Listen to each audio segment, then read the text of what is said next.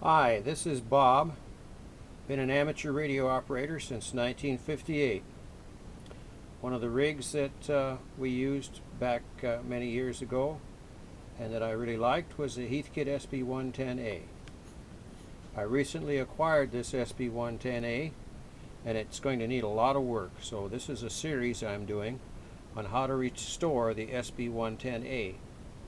Now, the techniques used are applicable to many rigs, and the information on these series can be used for restoration of any of the Heathkit rigs, the HW101, the SB102, DX60, any of those, SB104. It's just common sense stuff that I'm doing here, but I'm going to show you. I worked in the Heathkit service department and was then promoted to the engineering department, where I worked on the design of amateur radio gear. That was in the 1980s, and so I have had experience with these, working on them in the service department in Heathkit. So this is an SB110 here that I recently acquired. It's in pretty good shape, as you can see from the front there. It is very dusty and needs a lot of cleaning. All of the controls will need to be lubricated.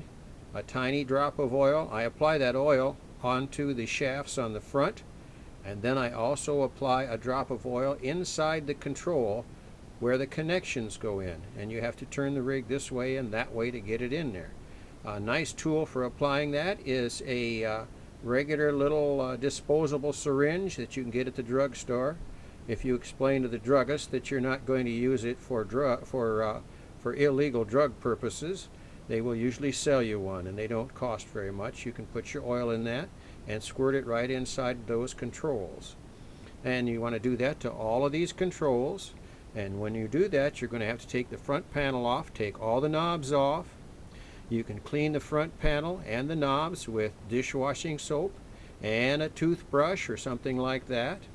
And also you can clean the inside of the rig that way.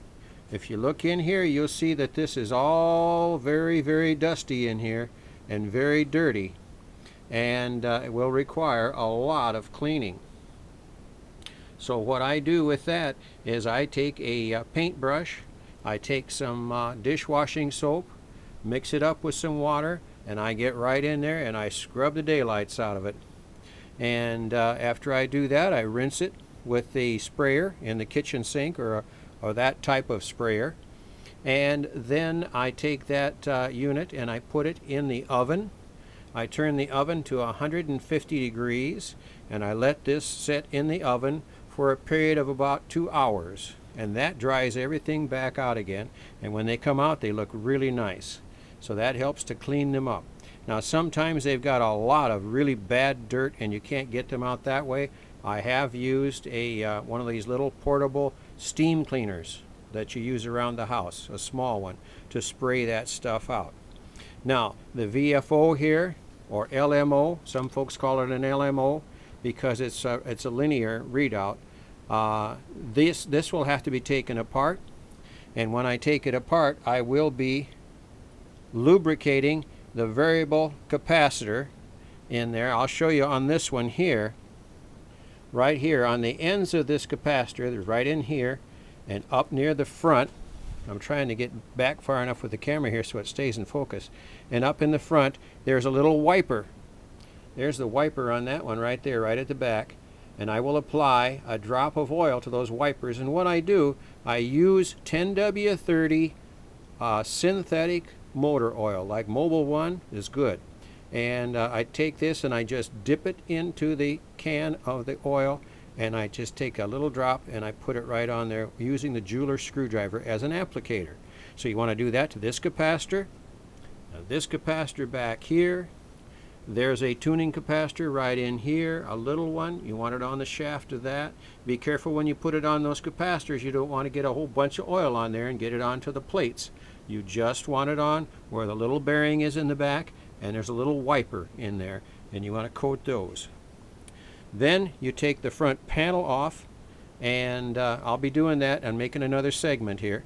take the front panel off, and when you get the front panel off, then you lubricate all of these controls in the front that I showed you here, and you lubricate the dial mechanism here, and then we will start checking components.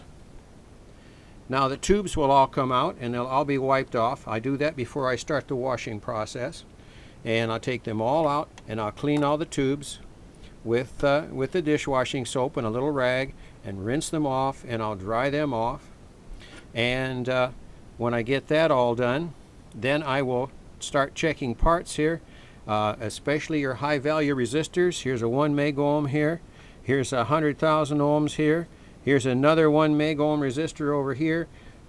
You can check those on most tube rigs. You can check those right on top of the chassis like this on the Heathkits, just by putting your ohm meter right on the ends of the resistor right there and check them. And you will find, like this 1 megohm, it might be 1.5 megohms or 2 megohms or a changed value. So you want to get in there and check those, and you got a lot of them to check. And I've had people ask me, Bob, would you restore this radio for me? And I'd say, no, I don't want another full-time job, because you'll spend a week, probably 40 hours, before you get one of these things all done properly. So, and these little controls right here, you see there's 3 of them right here. You want a little tiny drop of oil on those in the connector holes in the side, right down in there. So you want to turn the rig up on its edge, and you want to work that in there, or squirt it in there with your syringe if you get one, which is really nice. I've got one around here someplace, but I don't know where it is, but that's really a nice way to do it. And you notice down here on the circuit board, here's another little control. It'll have to be lubricated. Over here is the carrier null control. That will need to be lubricated, and we need to get that. This little part here is the filter capacitor for the audio amplifier. And that filter capacitor goes bad every time, and this one is old.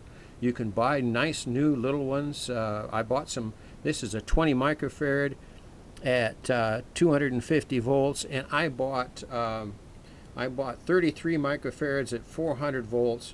I think for $1 a piece at a Hamfest. I bought 3 or 4 of them, so I'm going to replace that one there for sure. I'm not going to even check it.